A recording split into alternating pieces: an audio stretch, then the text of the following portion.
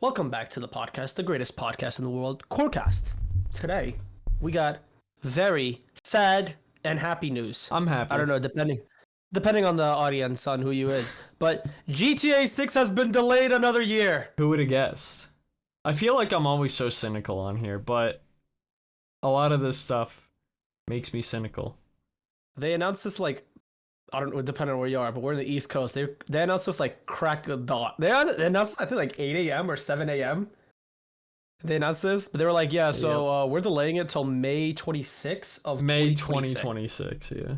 May 2026. So, but if you guys, for the reason you guys don't know why, if you have been living under a rock, the reason why it's such a big deal is no matter what year or when GTA 6 is releasing, everyone's gonna think that's instantly gonna win Game of the Year.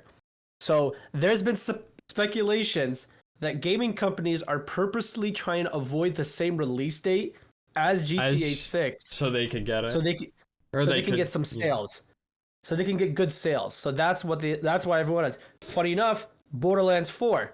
It got pushed up, so it means it's coming in. It's getting released sooner. Oh, it was going to be released next year? No, it's going to be released in November. But because they were like, oh, hey, we've done some playtests and everything, we're actually going to release it in September. We're pushing it up, meaning we're going to release it a little sooner by 2 weeks. So people are like, oh, they did that because they want to avoid the GTA 6 release date.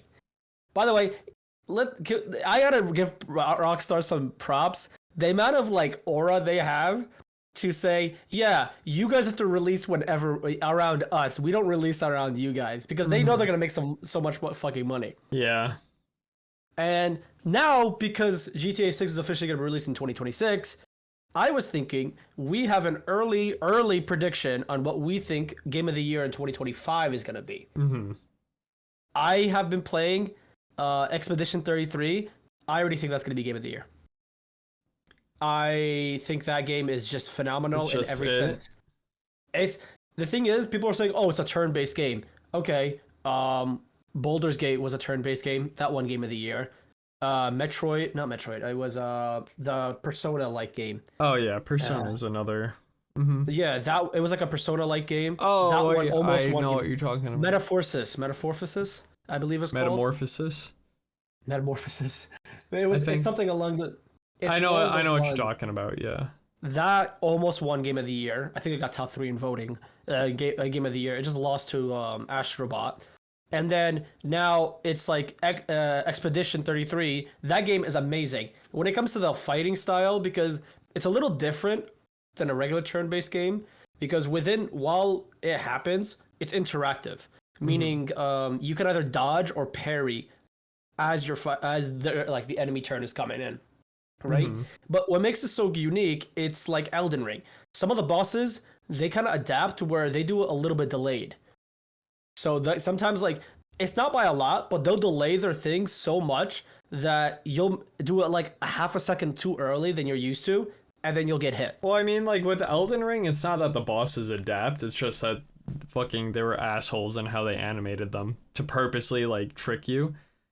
But, like, the complaint with Elden Ring that I have is it adds artificial difficulty to it. Because the only way to find out what the pattern is you have to die to it. Like, it's not intuitive.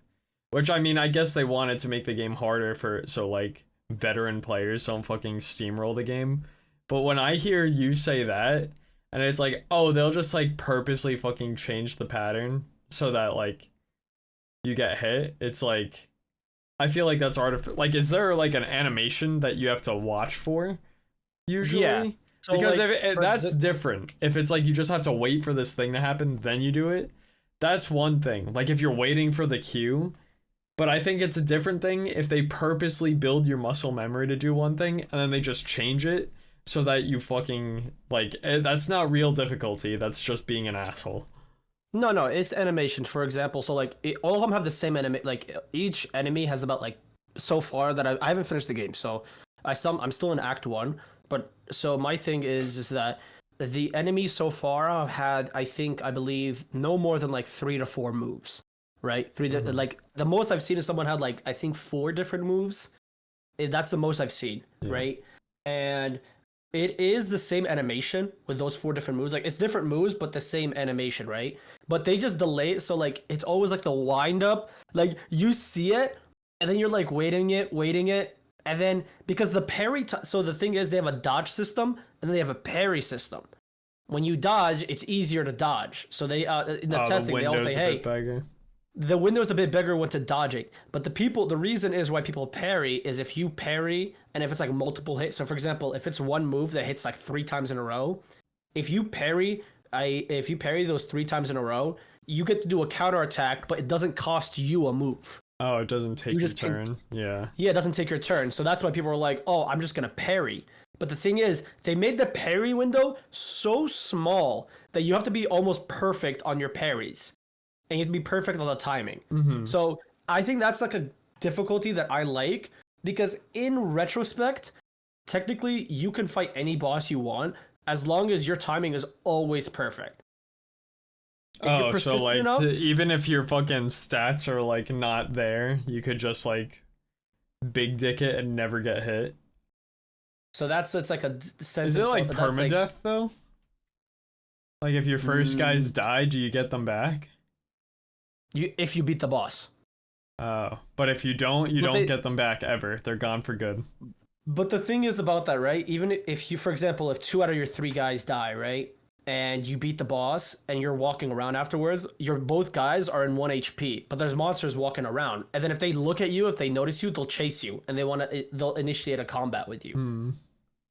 But so it's like stuff like that. It's like small things like that. It's like makes the game more interactive. People are like, "Oh, turn-based game, it's not gonna win Game of the Year." But I feel like people need to play this game. Like, it's very fucking. It has a lot of Persona and Final Fantasy elements into it that I feel like is really, really good. And I think that, in my opinion, that's early Game of the Year. I'm still having high hopes for Borderlands 4. I think that's a game I'm still waiting for. There's people saying like, which I don't agree with, but I don't like this, but people are going to say Oblivion remake, Elden Ring Oblivion remake is going to win Game of the Year. Elder Scrolls Oblivion remake is going to win Game of the Year. Hot take, I don't think a remaster should win Game of the Year. I think it should be only new titles. Yeah, I kind of agree. I think the game still looks good. Like, I'm not going to say it looks like a bad game. But they made it seem like when they were making this new game that they were going to change like a ton from the original. And I haven't played it, so I can't say this definitively, but it just looks like a graphical overhaul. Like, it still looks very early 2000s in terms of how the game actually plays and stuff like that. So, yeah, I think it's a good game. Oblivion is a great game. Regardless of which one I've played. I played like the original one. And it's like a big Bethesda RPG game, like really good game. Good game. Not saying Oblivion's a bad game, but I think this is just like people who haven't played it and are like, ooh, a new Elder Scrolls experience, like new to them experience, are just like gassing it the fuck up. And I'm like, it looks like Oblivion, which I like Oblivion isn't a bad game, like I said. It's just Oblivion came out in 2007 or 2008, like something like that. Yeah, like a long it was like time metal, ago. yeah. That it doesn't look like the actual gameplay itself evolved a lot. It just looks like the graphics got modernized. I think it's just for more nostalgia for people who played the old and want to revisit it, or people who have never played it but they don't want to play the original and they want to get like a new version of it. I think it's more just that. I wouldn't consider it a Game of the Year candidate at all. I don't think I don't think that's fair. Should be and is not, because I'm in the firm belief, because I believe when Silent Hill 2 got a remake, people were like, "Oh, this is gonna win Game of the Year." I was like, no, it shouldn't win Game of the Year. That's different though. How? Because okay. So Oblivion is like a somewhat modern game, even though like it's 2009. Like it's more modern. Like it's not like the old console generations before like 3D movement was a thing and stuff like that. Like Mhm. Oblivion, looking at the gameplay, it just looks like the graphics are different. Right? Yeah. Like, that's what it... Maybe they changed some of the combat mechanics, maybe. But if you look at it, the graphics are just different. The Silent Hill 2 remake, complete rebuild of the engine. Like, complete... Like, the only thing that's the same about that game is the story. But in terms of the gameplay... like, if you've never... Like, fucking Silent Hill 2, the original one... has fucking tank controls. You know what that means? That means... What? Where is it? Here's an Xbox controller, right? If I push this up, I go forward, right? Like, I walk forward past the camera. If I push this down, I go back, right? And left and I walk left, like I strafe left and right? For tank control games, they don't have sideways movement. Okay, there's no sideways movement, and the camera is fixed, so it's like the camera is put up here and you can't move it. Like, your guy walks in the room, the camera stays there and you can move around, but it's not like, oh, I walk around the room like this. It's okay, if I want to walk forward, I push the stick up. If I want to walk backwards, I push the stick back. If I want to walk sideways in the room, I don't push the stick this way. I push the stick this way first to turn my character to the direction, and then I walk forward. So you can't... I gotta move around. You can't move like this. You literally have to be like, oh, I want to move to the left. Forward. Yeah. You know? Yeah, like, okay. The game is completely different. Like, the only thing that's remotely similar between the games is the story, but in terms of, like, that's a new game. I mean, I think it, like, yes, technically it's a remake, but so, like, I could definitely see the argument why it shouldn't be. And I think, like, if you're looking at it like, oh, if this remake wins, then all remakes are comparable for this title, then I think that's fair, because, like, I agree with you, the Oblivion remake has no business being Game of the Year because it's a fucking remake and it's not an original product. But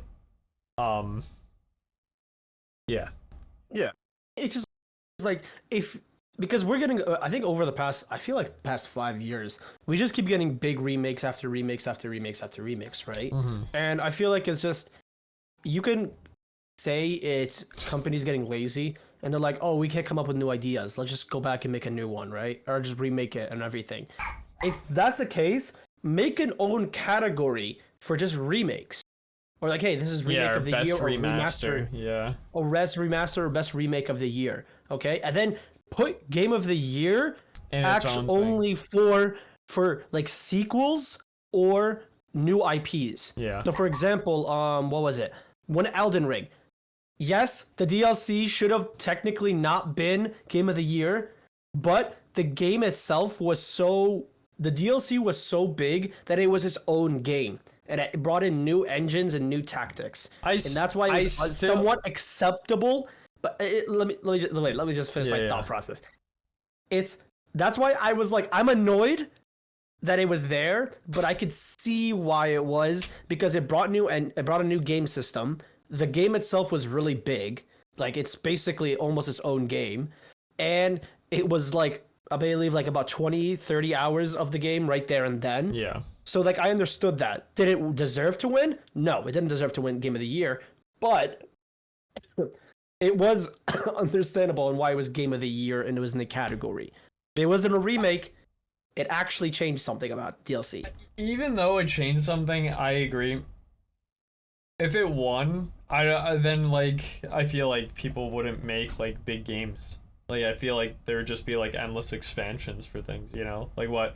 I mean, this is different, but, like, Destiny was, like, a live service game, and they just come out with, like, massive expansions for the game. And it's like, then what stops people from just making these big live service games and stuff, you know? Yeah. But I think, yeah, that's what I'm saying. Like, also, they can also make a category, DLC of the year. Every year we have big DLCs coming out. Why don't they just make that a category, a remake or remaster of the year? Just separate those so it gets its own thing. So you get appreciated for making a DLC or making a remaster. You still get the reward and the appreciation of it without taking the spotlight of people making their own actual IP or making something new. Because I feel like you said, right?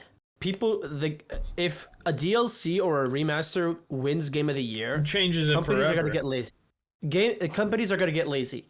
They're not gonna make anything new IPs. They're gonna be like, oh, why would we make a new IP? Just let's make a really good DLC and just slap $40 onto it and that's it. Like, why would we want to make a new IP?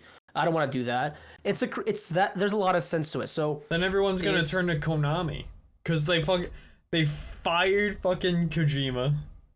They fucking said get the fuck out of here, and now they're like, oh shit, Konami has no original fucking ideas, so they're just remastering all the old Metal Gear games. Like Metal Gear what? Metal Gear 3 is coming out remastered. Which I mean, like, yeah. I think that game is worth the remaster. It's a fire game, but like since Kojima left, like I don't think they've had an original product, or at least a big original product.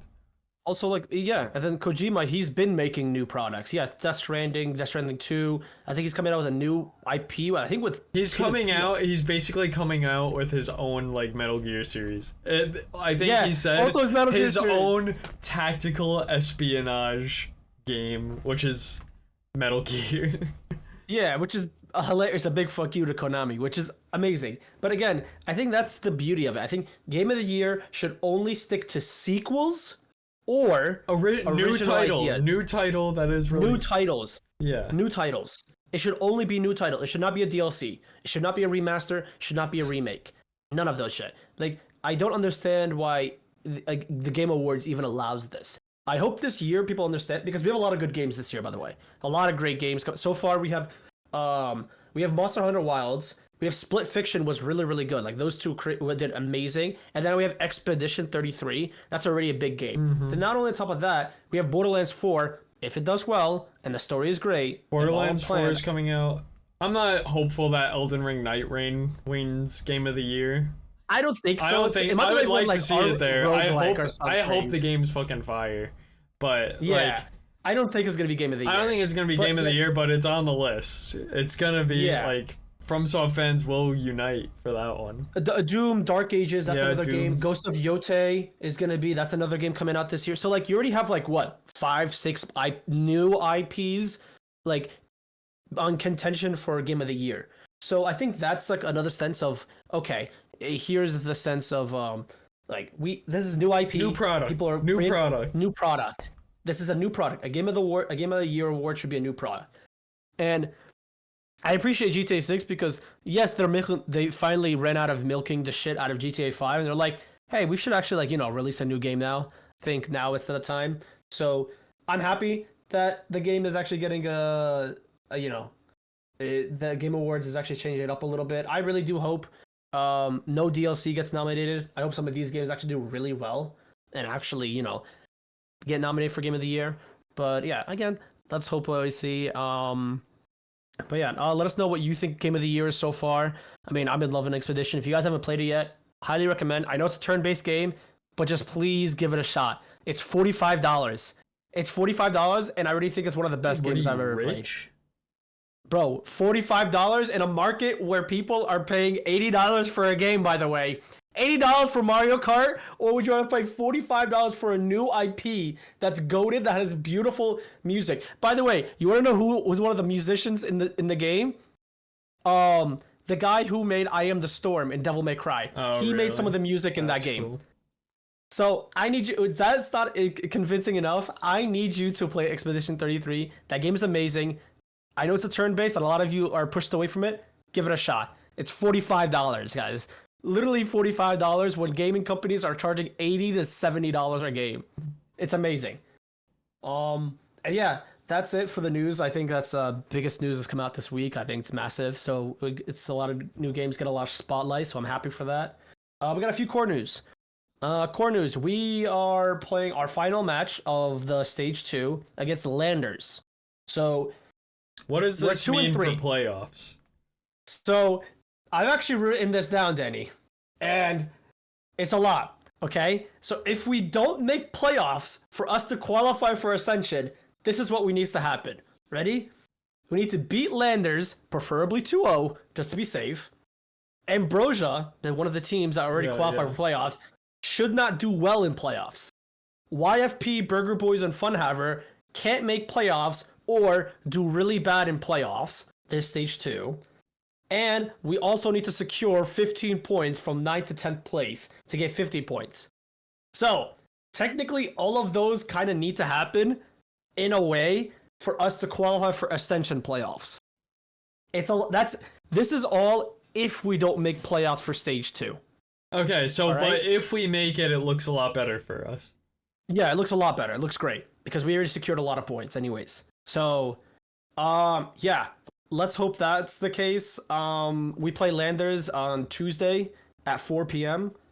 And again, if you want to support the team, that's our last match of the stage 2 before if we make playoffs after that. But yeah, that's it for the core news. Make sure to go to QORgaming.com/shop. Check out the merch, anything on everything there. And yeah, thank you guys for watching. Goodbye.